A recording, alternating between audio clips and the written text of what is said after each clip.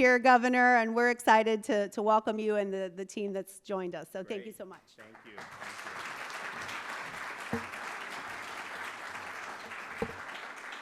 Well, I have, 3 young kids, including a son in 2nd grade, and the chance that he will accept this over his Florida State Seminoles is unfortunately 0. He is chomping at the bit for that Miami game on October 4th. And, you're part of the state university system. I don't know if you can root for the U against Florida State. That's going to be an interesting dilemma. Florida, they have a game Friday night against Virginia, and it's like, yeah, they should win, but I'll tell you, those are the scary ones when you maybe look at it. Hopefully they get the job done, because I just think it'd be good for the state to have 2 undefeated teams. Miami will be number 2. Florida State may end up being 6 or 7, maybe even 5, depending on what happens between now and then. And we haven't had one of those in a long time. So we're looking forward to that. But we're also glad to be here at FIU. I look around, I'm like seeing some of these nice buildings. I'm like, okay, so that was the line item I approved in that budget 4 years ago. Yeah, it's really nice. But Jeanette has done really a great job. I've, of course, been a part of this for things like the Adam Smith Center, which has really been a focal point, I think, of promoting economic freedom throughout the Western Hemisphere, particularly in Latin America. And trust me, we need it in this hemisphere. The way things have gone, particularly in some countries that had previously been very tough, close allies, are now going more in a statist direction. So I think that that's been a really important thing, not just for the students, but I think it's had a ramification beyond that. We're also glad to be joined by so many distinguished guests here. Of course, we have our president from Florida International University, Jeanette Nunez, who served admirably as the lieutenant governor of Florida through most of my tenure. And then we have Florida's new lieutenant governor, who has replaced Jeanette. I call him the Chuck Norris of Florida politics, because he's a Green Beret, and he's just recently, he's out there rescuing people in Israel when Iran's bombing people. So a real action hero to have as lieutenant governor, and he's been with us on all these key issues, school choice in particular, but everything down the line. We have our education commissioner, Stasi Kamoutzis, who's a South Florida native. And, I just tell you, we have standards, we have rules, we have regulations. And, most school districts, it's not a problem. We've got some that think they should do. He will send the nastygram. He will make sure that you're getting in line. And I think that that's really important, because we all got to be pulling in the same direction. We also have Success Academy CEO Eva Moskowitz, and she's going to be able to talk about bringing Success Academy to Florida. It's very world-renowned, really, what she's done with Success Academy. And the difference is, in New York, they do everything they can do to try to prevent you from being successful. Here in Florida, we're going to do everything we can to ensure that you're successful. And so I think that the sky's going to be the limit for what they're going to be able to do in the state of Florida. We also have Citadel founder and CEO Ken Griffin, who moved Citadel from Florida within the last 5 years. And I don't know, you'd have to do the calculations, but if you look through all of Florida history, there's probably not been too many people, and maybe no one, that's been more philanthropically generous already in just a few years of having his company down here. He's done amazing stuff to help our communities, and Ken is very much a part of supporting the Success Academy. So it's great to have him here and everybody here to be able to celebrate today's announcement. Before I get into that, I just want to make it very clear. We are seeing an alarming increase in attacks and rhetoric against law enforcement, in this case, federal law enforcement, Department of Homeland Security and ICE. In Florida, we have 0 tolerance for attacks on law enforcement. This is not Portland. You will be held accountable if you try that. These are folks that are doing their jobs. They have been given duties to be able to enforce the laws that are on the books in this country, and they are doing that. And I know there's a lot of politicians out there that are trying to gin up hatred and opposition for what they're doing. That is not going to fly in the state of Florida. So we stand with, of course, our local and state law enforcement, but yes, our federal partners who are working very hard to uphold the rule of law. And we saw a shooting yesterday in Texas, and we see an alarming rise in rhetoric and actions targeting these folks. And so in Florida, we have 0 tolerance. You're not going to want to try that here in the Sunshine State. So we're here today to talk about what we've been able to do with education. And our belief has been very simple. We believe regardless of where you're from, regardless of how much money your parents have, regardless of your ethnic heritage, regardless of whether you're male or female, that you have an ability to succeed if you're given the proper tools to have a really good education. But we understand that in order to get there, we can't be obsessed with the systems. We can't elevate the bureaucracy over the needs of the parents and the students, and in many cases, even the teachers. We have to make sure that we're empowering parents to be able to make meaningful choices about their kids' education. We got to put our students first. And so that's what we've done over the tenure of my governorship. Florida had embraced school choice, but we've taken it to a much different level. We are the leading state for school choice in the entire United States of America. We have 1.4 million students that are utilizing some type of school choice option in order to realize their dreams. And some of that is with our private scholarship program. We have 500,000 students who are on our family empowerment scholarship and tax credit scholarship programs. That gives the parents an amount. They can direct that to a private school and be able to do that if that's what they see fit. But that's the choice of the parents, not the choice of the government. We also have over 400,000 students in charter schools, and Success Academy is obviously going to be one of our charter options. And so these are schools that are public schools. Now, they're not controlled by the school district, and I think importantly, not controlled by the teacher unions, but they are public schools. You know, they're open to everybody. Parents can choose or not choose. No one in Florida is forced to go to a charter school. They have to produce results. They have to show parents that they're a place where the parent's going to want to send their kids. And so we have over 400,000 students that have done that. Now, it's important to put this in perspective because, yes, the choice in and of itself is good. If a parent has options, that's better than having one option that's not doing well and you have no way to get out of that. But what are the results of that? If you take our charter school population, that over 400,000 students, and that's more students than some U.S. states have in their entire K-12 system, if that were its own state, it would rank number one in fourth grade reading and fourth grade math in these United States. And that's just the charter population. And the charter population does skew low income.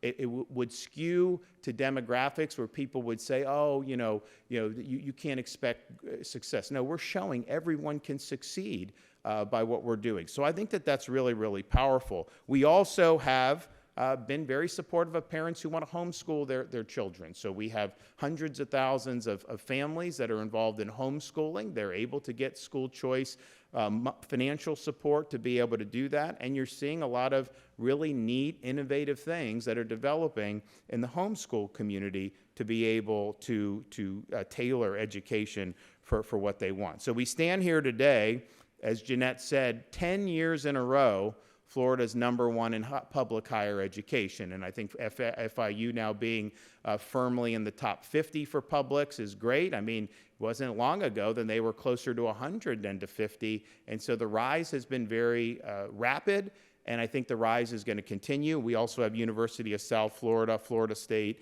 and the University of Florida that are in the top 50.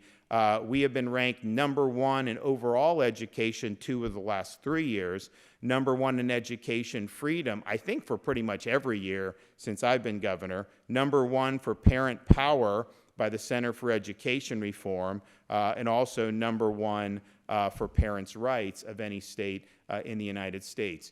And again, the debate about school choice that we had, I think, a little bit more theoretically maybe 20, 30 years ago, because you didn't have a lot of school choice around the country, was that, oh, if you do school choice, you're going to reduce the quality of the education, money's going to go away from the school districts and all this stuff. And I think what we've shown is, what have the results been? So the results that we see from expanding school choice as follow. Last year, 71% of Florida schools earned an A or a B grade. That's up from 64% the year before. Even better, 44% of schools earned an A. The number of schools receiving a D or F declined significantly year over year. Now, part of the reason I think we were able to do that is we instituted a change in how we evaluate schools. We had focused on one kind of high-stakes end-of-year test that was frustrating for parents and some teachers and a lot of students. It also just practically happening at the end of the year. If you needed remediation, well, the kids are on summer vacation, and so how are you able to remediate? So we replaced that one end-of-year test with progress monitoring. That progress monitoring is periodic throughout the course of the year. It gives an ability for teachers and parents and the school to be able to rectify poor performance. And we've seen a huge, huge increase in performance as the school year has gone on as a result of our progress monitoring. Finally, before we talk about Success Academy, I'm really proud that we've led the way on reinvigorating American civics as something that's really important for our students. We started and the philosophy behind it is simple. You're going to have people graduate from our K-12 system who will want to go to college and go into business or go into college and be a doctor. Some will just maybe be entrepreneurs and not even go to college. Some will go into trades. People are going to pursue a wide variety of paths, but every single person that we send out of this K-12 system of ours is going to be called upon to exercise the duties of being an American citizen. And it's incumbent upon us to ensure they're not just a blank slate when they get out of here, that they actually have a foundation to understand what are the principles that have made America unique, what does it mean to be in America, why have people fought and died defending this country? And if we're doing that, then we're doing our part so that they can go out and make the most of this really unique opportunity to be a citizen of this republic. And some will want to get involved in civic affairs. Maybe some will just be diligent about voting every election. Maybe some people get involved in their local community. But having that foundation, I think, is really, really important. And so we have a Civic Seal of Excellence program for teachers, because we can sit there and tell you, you need to read Federalist number 10. You need to read the debate at the federal convention. You need to read all this stuff, and that's fine. But you have to have teachers that, one, are passionate about it, but then have a solid understanding. So our program gives them a $3,000 bonus if they go through the program, 50 hours. We got great scholars from around the country talking about all the influences that went into the founding of the United States of America. And the people that go through that, you know, they're blown away by all this stuff, because in a lot of universities around this country, that's not what they're focused on. They've got different agendas. Now, not as much here, not here as long as Jeanette's president, I know that. You know, we want to focus on things that really matter and things that are enduring and really pursue truth, but that's not how it's gone. So that's been hugely successful. And we now have the most robust speech and debate initiative of all 50 states. Every school district in Florida is a part of our speech and debate initiative. And I think we have the championships in the spring that we'll do again. And I just think that's valuable, because it's easy for someone to be in their own little cocoon and just regurgitate things. But you may have to, in speech and debate, argue for something that conflicts with your priors. Maybe you got to question your assumptions. Maybe you actually have to think a little bit outside the box and make an argument. And in an era where so many people are on smartphones and stuff, to be able to stand up and express yourself and articulate a position, I think is really, really important. So we're proud of what we've done there. So today, I think it's really monumental for our state. You know, Success Academy is the nation's top performing charter school network. And we have a lot of great ones in Florida. And we've got some amazing classical charters. I got friends in Jacksonville that have done those. You know, we've got some down in South Florida that have done very, very well in different things. And we're proud of that. But Success really brings a proven leader. Success under Eva Moskowitz, they're not trying to kind of get easy points here. They're going in areas that have been more difficult to provide quality education. Here in Florida, they're going to be going in areas that have schools that have been very poor performers. And they are going to be giving populations who may not have had access to great education a chance to do something different. The track record has been sensational.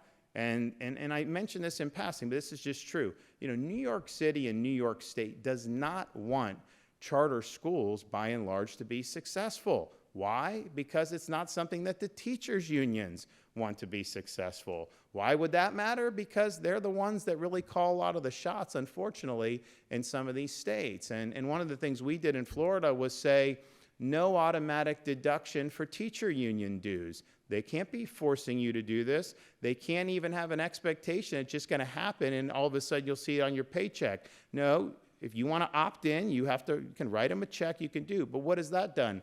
The number of people that have joined has plummeted. Dade County, Broward, they don't even have enough to be certified anymore. And part of the reason we did that is because we're increasing their salaries at the state level. We're doing a lot of this stuff. You actually had some teacher unions in Florida when we did our, because we've now done a teacher categorical pay increase, where they would withhold the additional salary from the teachers to try to leverage that on other negotiations where they could have gotten the money in the teacher's pocket right away. So you see some of these games that are played, and it's tough. It's a tough environment in places like New York and particularly in California. So I really believe that, you know, the old song is true. If you can make it in New York, you can make it anywhere when it comes to doing charter schools. So you now have here with Success Academy and in this community in Miami, a community that has embraced school choice. There is no urban school, urban community in America that has more school choice than Miami-Dade County, and it's not even close. You have 2.8 million people.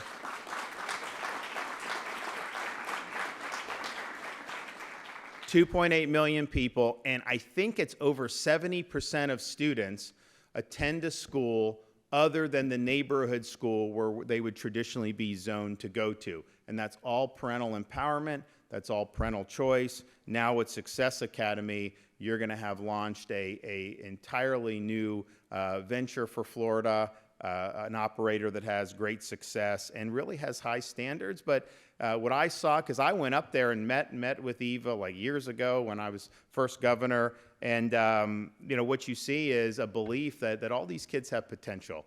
All these kids can do well. Different kids may need different tools. Not every family's offering the same levels of support across every part of our country, but people, they can succeed. And there's a belief in that, and the belief is, and the goal is to, you know, let's get these kids to maximize their potential. So I'm excited. I know we had to work hard kind of in the extra innings of the legislative session, and we're going back and forth, and we got it done because I knew it was important, and so we were happy to lean in on that. So we're going to hear from some of our speakers. So we're going to start with our Lieutenant Governor, Jay Collins. If you want to come up here, he's a 23-year Green Beret, was an outstanding state senator. This is interesting. He lost his leg after 18 years of service, and rather than retire, he became the first person in the history of the Army to requalify as a special operator Green Beret on a prosthetic limb. You want to try that? Probably not very easy. And he's hit the ground running as Lieutenant Governor and has been a real champion for educational choice in Florida. Jay? Thanks,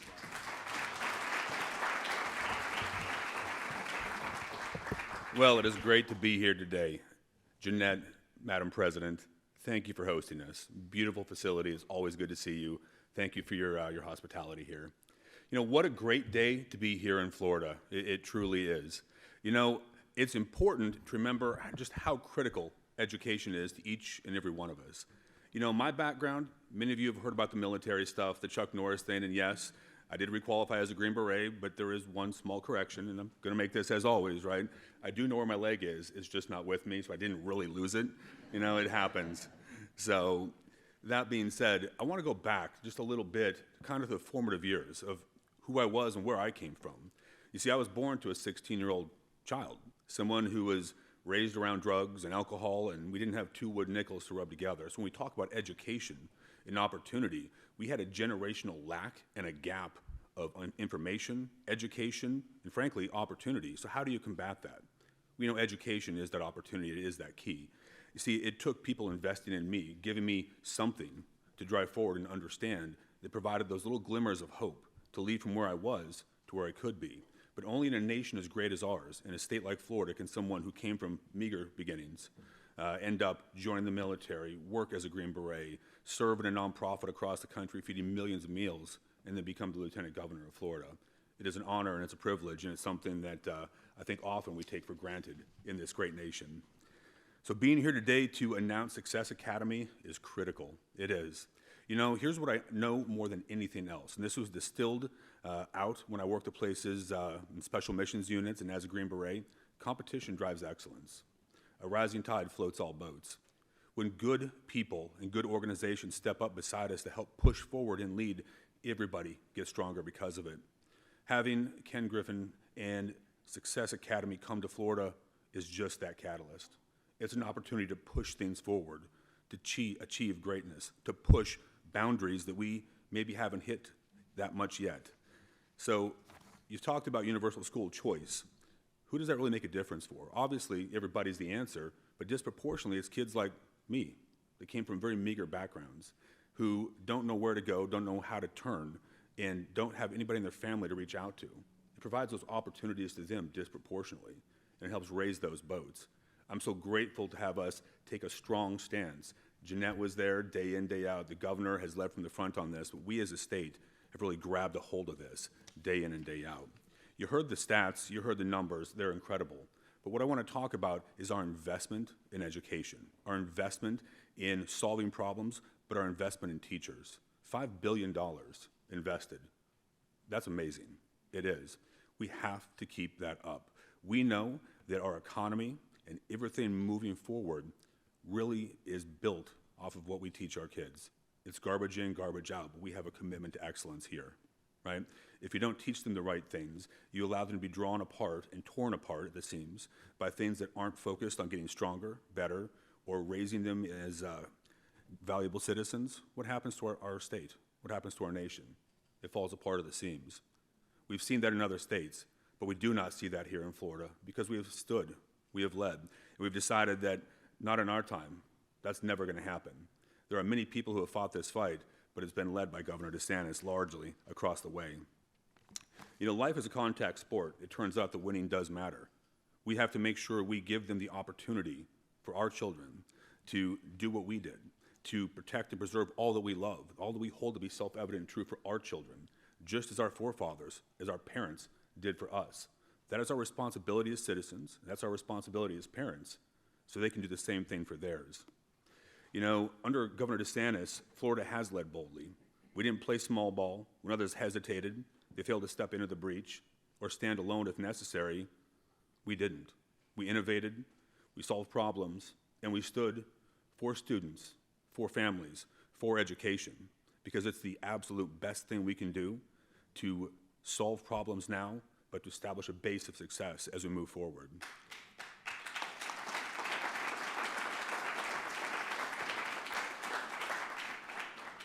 So I want to leave you with this. You know, where I come from, the military, and something that I talk about every day, my wife's probably going to whack me with a shoe or something later for saying this again, excellence is a choice. It truly is. It is a choice. We are what we repeatedly do. Excellence, then, is not an act, but a habit. That's Aristotle. But let's distill it down. It's a choice. We can aim to set the bar low, or we can aim for greatness, for excellence in all that we do. Bringing in partners like Ken, like Success Academy, that is exactly what drives us towards greatness, towards excellence. I don't know about you, but more than anything else, I will never fail as a dad and as a husband. I want the American dream for my children just like you do yours, but I want so much more. Our nation depends on strong, focused education and people like us stepping up and standing up, and we're excited to have you here. We're excited to see what's going to happen, and we're excited to see how far we can push education forward. Thank you. God bless you. God bless the state of Florida. Okay, Florida Commissioner of Education, Stasi Koumoutsas, is hard-charging. He's done a phenomenal job, and I can tell you, parents in Florida, you got no better friend than Stasi, making sure that your rights are protected.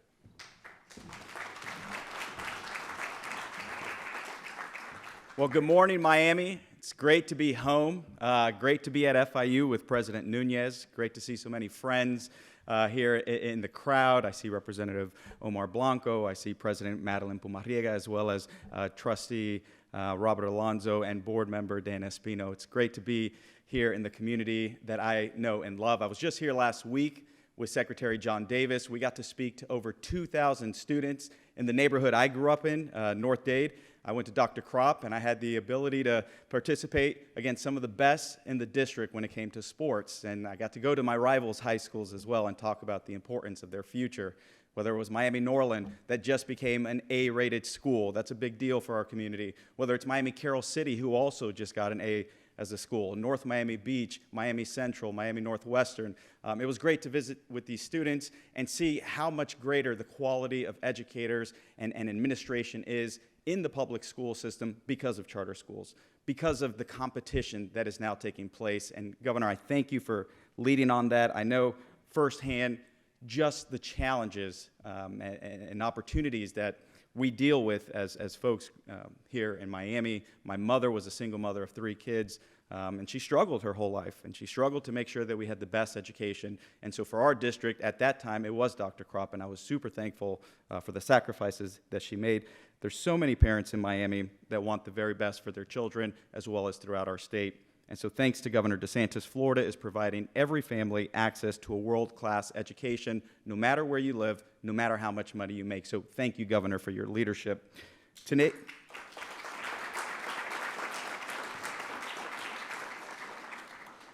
Today's announcement expands educational opportunities for Florida students, but especially those most in need, by adding another high-performing option to our state's public education system. We are proud to welcome Success Academy under the leadership of Eva Moskowitz, and I want to thank you, Ken Griffin, for your investments as well to make sure that students that are often overlooked are prioritized in this state, where they're able, through Success Academy, to help raise the bar for academic excellence in these communities. Success Academy brings a nationally recognized record of academic achievement and school improvement. We're confident their unwavering commitment to student success will benefit students throughout our state, starting here in Miami. As Florida's newest approved School of Hope operator, Success Academy will play a key role in transforming persistently low-performing schools into high-achieving learning environments. Schools of Hope operators consistently outperform both district and state averages in states where they currently serve, delivering results for students who need it most. School of Hope operators are held to rigorous standards of accountability while offering innovative, student-centered solutions that empower communities and drive measurable success. With the addition of Success Academy, Florida is strengthening its commitment to ensuring that innovation, accountability, and academic excellence go hand in hand, especially in these communities with low-performing schools. Success will not just expand school choice options for families, but they will also ensure that students are prepared for their future careers. And I want to highlight, Florida was also just recently ranked for the 4th year in a row #1 in education freedom because of our stance on education choice, teacher freedom, accountability, civics. We continue to rank #1 in every metric year after year because of this governor's leadership in prioritizing education.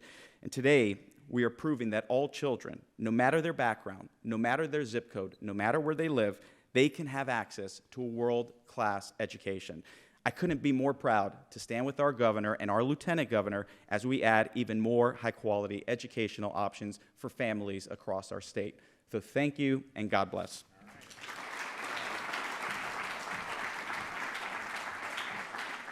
And you know, one of the things that we've done since I've been governor is to say, you know, pay teachers more. And I agree, but the problem is like you send more money to school districts, they don't have to spend it on teachers. And a lot of times bureaucracies grow. So we created a categorical in the budget that, and it's now $1.35 billion, 1.38, it only can be spent on teacher salaries, but we include the charter schools in those public schools. And so we've been able to help our charter schools teachers get pay increases. And look, you're not getting rich being a teacher, but like in Miami, it's a high cost of everything. It helps, and so we're going to be committed to continuing to do that. So you can anticipate us rolling out an even larger teacher categorical for next year, and that announcement will be forthcoming. Pleased to bring up the CEO of Success Academy, and they have had an enormous amount of success in New York City under a lot of obstacles that get thrown their way. And we had discussed coming down to Florida many, many years ago, and things kind of work out, and I think we've created now an environment where it makes sense for them to come. And I think Miami's just the beginning. I think where there's needs around the state, I think you're going to see Success Academy make a big, big difference. And so while we're here today and excited about what it means to this community, I guarantee you there's going to be other places around the state of Florida where you're going to see success in the years to come. So come on up.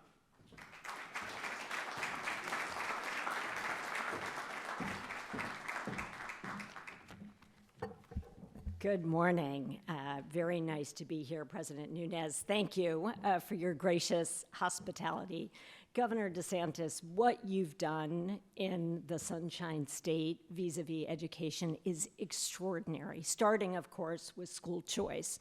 But the recent legislation throws down the gauntlet that excellence matters. There is no state in the country that has made this kind of commitment to excellence. It is not only going to help the poorest and most vulnerable children in Florida, but I think you're going to set a national standard for the country. Because as many other speakers have said, despite recent successes, we have a crisis in public education. We have a crisis in America. If we look at our international competitors, we are not keeping up. And so having this emphasis on quality is a game changer. And it's why I am so pleased to announce that not only am I coming to Florida, but I am coming to Miami because of the work, Governor, you and the state legislature has done. I think...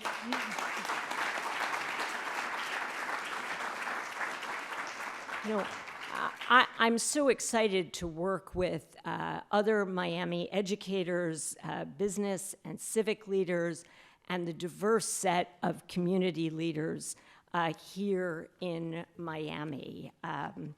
It's a little emotional. I have been fighting, as the governor said, in a blue state. I'm not used to being welcomed. I'm not used to people liking high standards. It's a little new for me. So it's just been really, really great to think about the amount of good that can be done. And it's not only success, it's really partnering with other charter operators. I'm passionate about all kids, whether they're in district schools or charter schools. We've got to get every single child to excellence. I'm also pleased to announce, and I have to confess a little emotional about this too, that Ken Griffin, who has been an incredible philanthropist for so many causes in this country, is making a $50 million gift to Success to come to Miami and support the poorest children to achieve unparalleled educational excellence. I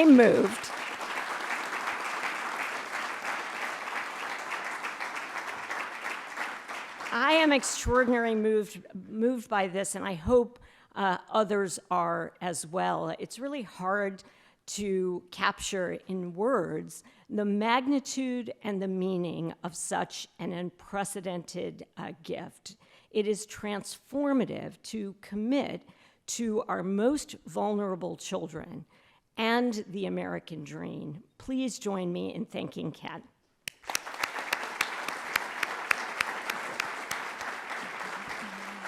And I'll just close by saying, Ken, you're not only helping the children of Miami and the Sunshine State, but you're sending a national message, like the governor, that children, poor children, matter, that excellence matters, that the American dream matters, and it's time to get going. Thank you.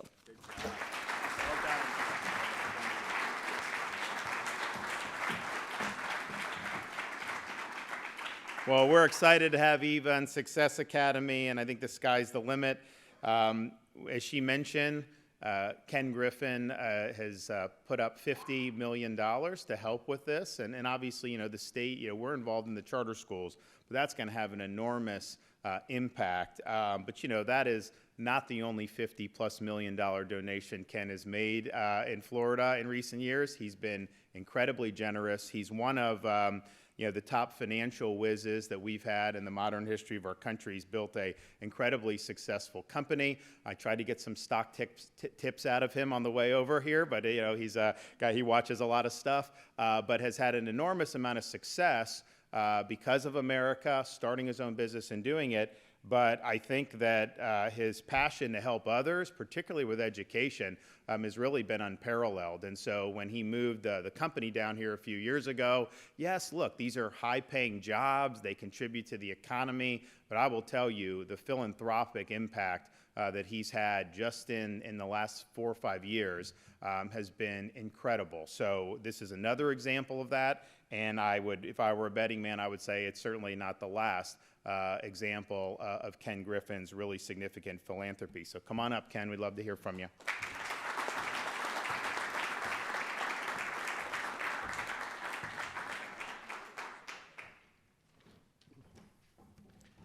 So thank you so much, Governor DeSantis. And today truly is a moment of celebration for the children and families across Florida. Under your leadership, and with the support of our state legislator, Florida continues to lead the nation in ensuring every child has access to a world-class education. And when I walked into the room this morning, I said to Eva, welcome to the state of Florida. All of us are so thrilled that you have chosen to come here to have such a profound impact on the lives of so many children in our great state.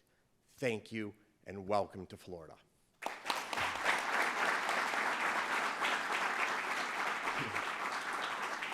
Now, I'm going to brag for Eva for just a moment, because I must give you credit for being humble all the time. But in New York City, Success Academy works with students who are in the inner city, who often come from very challenging demographic backgrounds.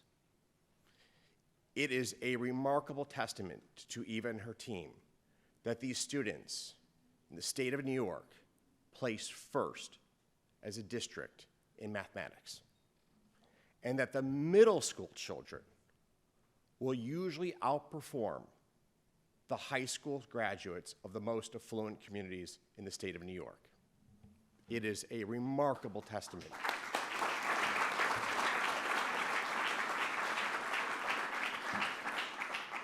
To your leadership and to your team's commitment. Now, I've walked the halls of success. I have spoken with the students. I have had the moments in the classroom where they're posed difficult questions that with my Harvard education, I struggle to find an answer to. We do need to work on higher education in America, don't we? But what I will tell you is I love the culture of optimism, rigor, and most importantly, high expectations. High expectations. Teachers and leaders who know that these children can have remarkable lives and who make the personal commitment to bring the best out of these children. Jay Collins and I spoke before today's event for just a moment about our shared family histories. Jay grew up in a family with little, and I was very fortunate that I grew up in a family with some means, but my grandmother grew up in a house with no running water, like Jay did. And for Christmas, she had an orange. And like Jay and like the governor, we all firmly believe that education truly is the on-ramp to the American dream.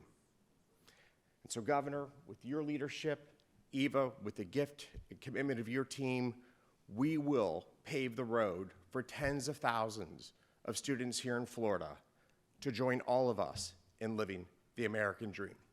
Thank you so much.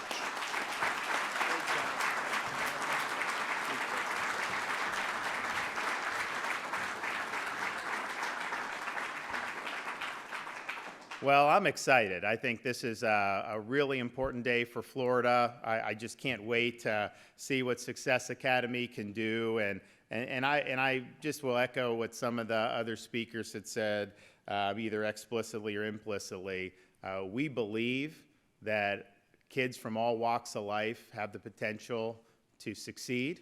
And Eva Moskowitz believes in setting those standards very high and working to make them reach their full potential, and she has a model that works. So we're already #1 for charter schools in those categories, but I have no doubt that Success is going to put us up even more. So thanks everyone for being here. I can take a couple questions before we leave. Yes, ma'am. Thank you for taking our questions. Morgan Reiner with CBS Miami. Hoping you can clarify for me, is Success Academy going to be creating new schools or going into existing schools, underperforming schools, and then transforming those? And then based on the answer, do you know where the new schools would be or what schools they would be taking over? So they will be doing, potentially a combination, right? I mean, certainly new schools. We also, with Schools of Hope, do have an ability when some perform poorly, where that can basically be taken over by a charter operator. One of the things that we have provided in the recent legislation is an ability for them to access empty space that we have in some of these schools because, quite frankly, poor performing schools get less enrollment in the era of school choice. Parents have the ability to go. So they're going to be able to utilize that. But so I think it's going to largely be, they're going to start new schools.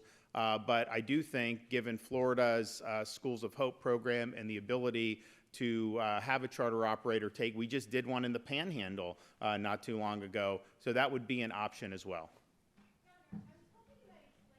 A little bit on deeding the land next to the Freedom Tower for the Trump Presidential Library rather than leasing it. Well, I think that the reality is Miami-Dade College, they're using it as a parking lot. Oh, we got to see the president's here. Thank you. Okay, and so it's a site that they are interested in doing a presidential center on, and I think to have that done in conjunction with one of our state colleges is really monumental. Now, we had worked and negotiated possibilities at Florida Atlantic, here at Florida International, and I know they thought hard about that, but their preference was for this land next to the Freedom Tower. So you're going to have a presidential library in the state of Florida, which I think is good for the state of Florida. I think it's good for the city of Miami, but you're going to have Miami-Dade College be able to have programs that are going to be associated with that. And so we think it's appropriate. We think it's going to be good for the state of Florida. And think about this.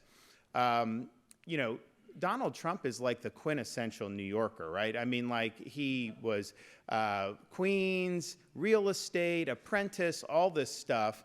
And he's not doing his presidential library in New York City or anywhere in New York State. And I think that's a testament, one, how he was treated by New York City with the Attorney General trying to take his money and the bogus prosecution, but also the city has got a lot of problems.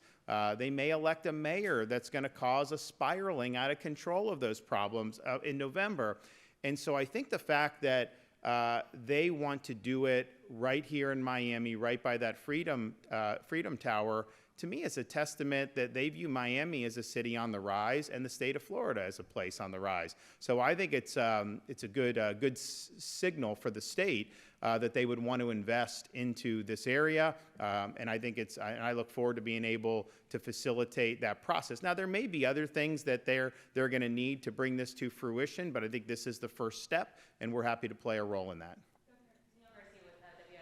So to clarify back on the school's Success Academy, is that going to be opening 2026? Is it going to be Miami-Dade County, Broward County? So I think, and Eva can give you precise. I think her philosophy is, she's not going somewhere to do just one school.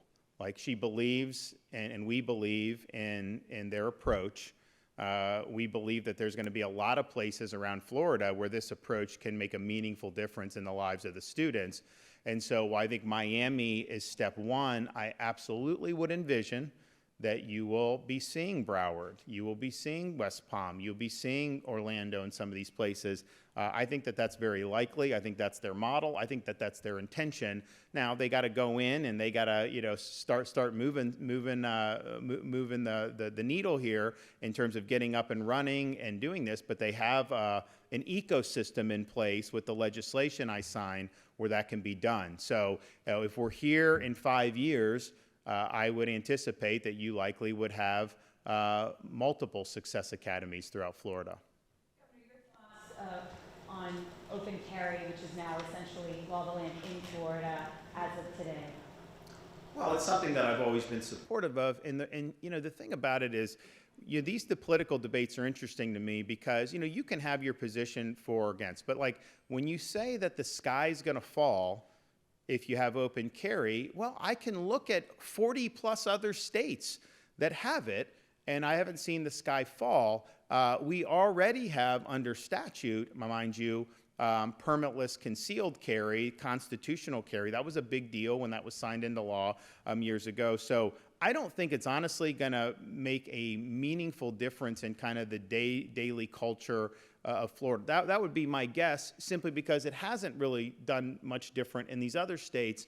I think a lot of folks who are big proponents of the Second Amendment, I think their concern with Florida basically saying you can never open carry is if they have a concealed firearm, they sit down at a restaurant, they open their jacket, and then the firearm all of a sudden shows, have they committed a criminal offense for that? And it just didn't make sense. So I think that was really why a lot of people were opposed to Florida's blanket prohibition. But basically you had, I think it was just Illinois, New York, and Florida were the only 3 states that just had a flat ban. So I know media portrays it certain ways, but look at what other states, look at the laws of that. We're much more consistent now with the vast majority of states, even blue states, quite frankly. Vermont, for example, has had this since like the 1770s.